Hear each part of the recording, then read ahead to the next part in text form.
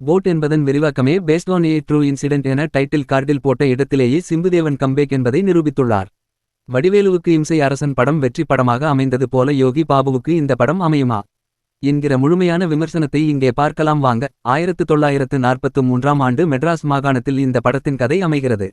இரண்டாம் உலகப் போர் ஒருபுறம், சுதந்திர போராட்டம் இன்னொருபுறம். இதில் கடற்கரை அருகே உள்ள முகாமை நோக்கி ஜப்பானிய விமானப்படை குண்டு போட போறாங்க என ஒரு தகவல் தீயாக பரவ அங்கே இருந்து தனது பாட்டியுடன் குமரன், யோகி பாபு தனது படகில் ஏறி கடலுக்குள் சென்று விட்டால் நிலத்தில் தான் குண்டு போடுவார்கள், தப்பித்துக் கொள்ளலாம் என நினைக்கிறார்.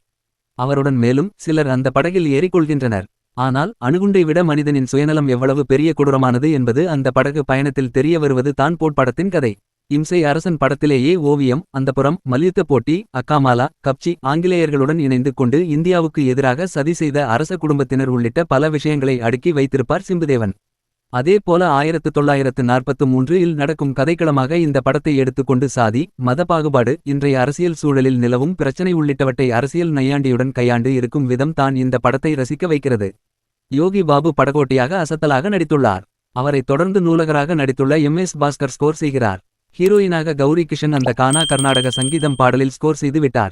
சாம்ஸ், ஷாரா, ஆங்கிலேய அதிகாரியாக நடித்துள்ள ஜெஸ்ஸி ஃபாக்ஸ் ஆலன், சின்னி ஜெயந்த், மதுமிதா மற்றும் லீலா என ஒவ்வொரு கதாபாத்திரத்திற்கும் ஆழமான பின் கதையை அமைத்தும் அவர்களுக்கு எழுதப்பட்ட வசனங்களும் தான் இந்த படத்தின் மிகப்பெரிய பலமே. படகில் கடலுக்குள் நடக்கும் கதை என்பதால் போர் அடித்து விடாமல் இருக்கும் அளவுக்கு ஜிப்ரான் பின்னணி இசையில் பிரித்து மேய்ந்துள்ளார். நீலக்கடலையும் இயற்கை அழகையும் மனிதர்களின் வெறுப்புணர்வையும் படம் பிடித்து காட்டியதில் ஒளிப்பதிவாளர் மாதேஷ் மாணிக்கத்தின் உழைப்பும் பாராட்டுக்குரியது.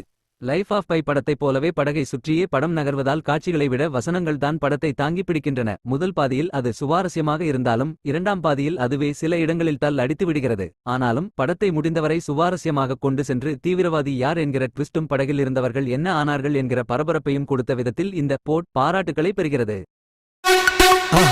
மறக்காம சர்ப்ரைஸ் பண்ணுங்க. தேங்க்யூ.